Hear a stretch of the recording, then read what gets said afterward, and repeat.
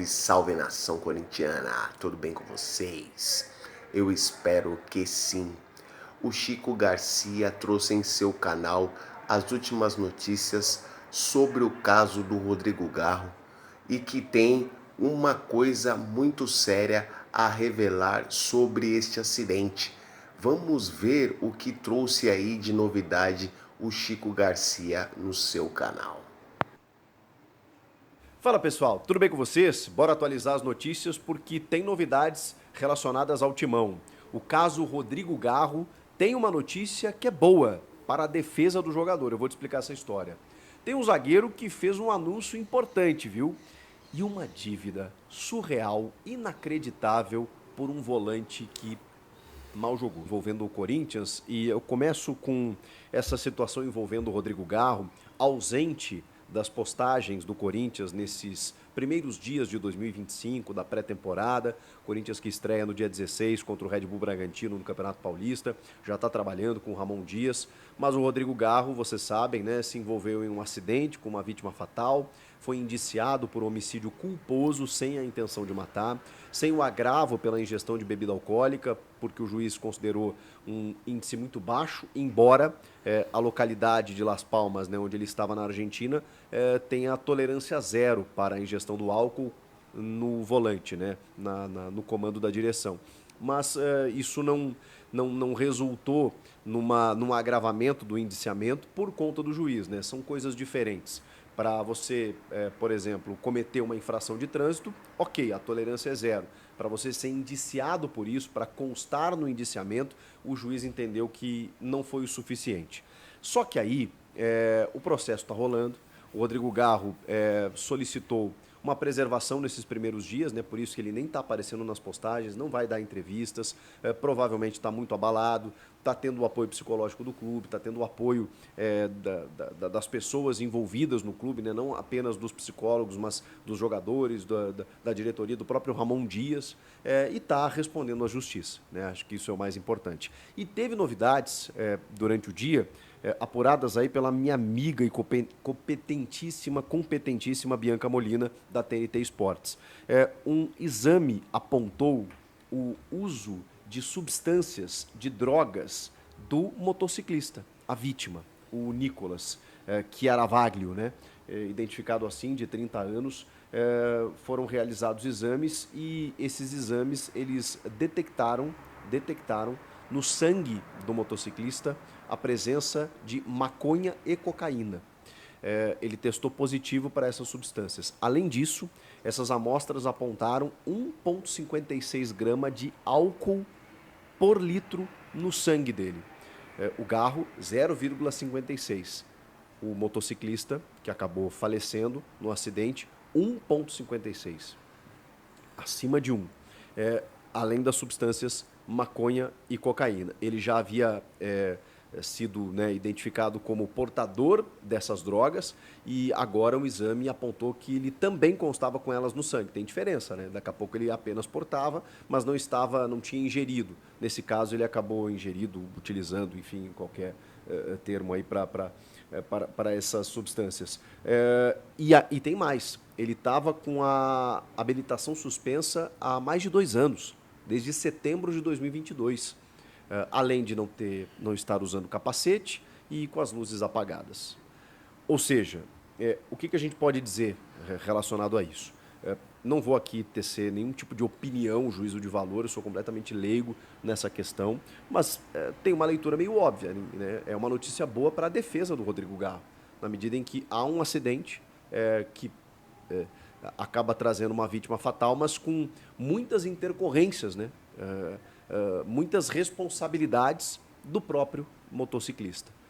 Então, o Rodrigo Garro vai responder, vai defender, digamos, responder às autoridades tudo aquilo que for preciso, mas é claro, né, não deixa de ser um episódio traumático aí, que o Garro tenha força para seguir a sua vida e a gente sempre não cansa de desejar né, condolências para os familiares da vítima, né, que acabam sofrendo mais do que qualquer coisa. Enfim, acho que é uma notícia importante, não deixa de ser um atenuante no acidente, mas isso, obviamente, tudo vai depender do julgamento, né, da audiência e desse processo que ainda está em tramitação.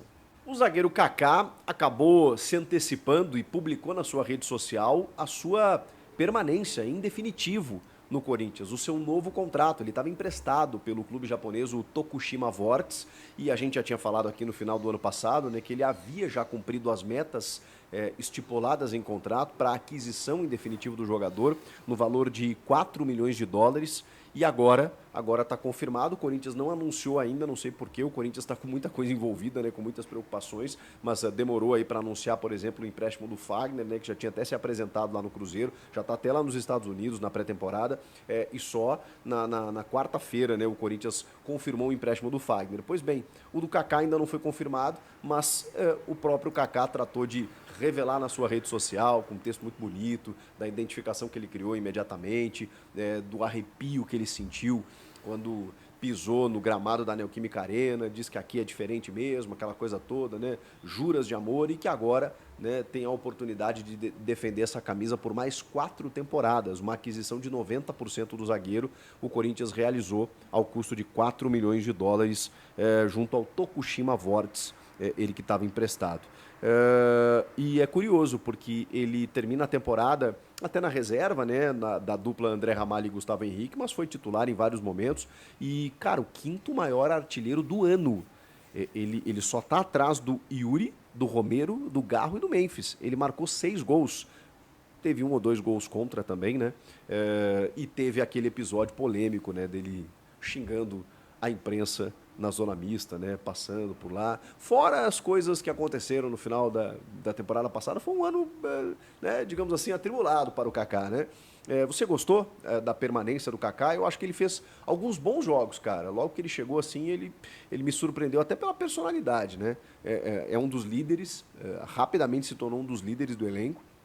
E agora está mantido aí. Talvez, assim, se a gente olhar para o nível que o Corinthians atingiu no final do ano, a gente pode pensar que talvez a exigência para a defesa também ela tenha se tornado um pouco maior do que o nível que o Kaká desenvolve como zagueiro. Agora, eu acho que é um jogador importante para o grupo e ele está mantido no elenco aí, e ele mesmo tratou de anunciar. Para fechar, gente, essa informação é inacreditável. É inacreditável. Bom, vocês estão vendo aí, tem várias informações sobre dívidas do Corinthians, né? Todos os dias a gente noticia algo diferente. E o Giuliano Bertolucci, que é um empresário parceiro do clube, pelo menos foi das antigas gestões, das gestões anteriores, ele tem uma dívida que é inacreditável. Uma dívida de 78 milhões de reais com o Corinthians. Vejam só, um empresário tem uma dívida de 78 milhões de reais com o Corinthians. Mas mais surreal que isso, é que a dívida com um jogador, por conta de um jogador, porque o que representa essa dívida? São empréstimos que o empresário fez para que o Corinthians pudesse adquirir jogadores, seja por contratação via empréstimo, seja por aquisição de direitos econômicos, seja por empréstimos para pagar salário, enfim. São empréstimos e também intermediações. Né? O jogador lá, eu preciso adquirir aquele jogador, então está aqui, dá um valor antecipado, com um parcelamento, quase que né, o empresário serve quase como um banco nesse caso. Né? Eu ia usar outro termo, mas melhor não utilizar para não me complicar. Você paga esse valor, né, o empresário paga esse valor, o clube fica devendo para o empresário, num parcelamento a pagar, né, lá, a pagar de vista, né, digamos assim, mas com um juro, com um ágio muito alto. E aí, gente, o Bertolucci intermediou a contratação do volante Ramiro, que eu gosto, eu amo de paixão o Ramirinho, fui muito feliz com o Ramirinho no Grêmio, mas no Corinthians, ele quase não jogou. O Corinthians adquiriu 70% do Ramiro por 3 milhões e meio de euros. Esse valor de 3 milhões e meio de euros, na conversão com juros já, numa correção em 2021, essa dívida com o Bertolucci, ela estava em 26 milhões de reais. Tá? 26 milhões, para ser mais exato, 411.287 reais. 26 milhões de reais, tá? Que deveria ser pago em 24 parcelas de 1 milhão e 100. 1 milhão e 100 até o final de 2023. O Corinthians não pagou. Essa dívida de 26, ela pulou para 42 milhões. Nesse período tem multa de 600 mil reais e mais 10 milhões de juros. De juros.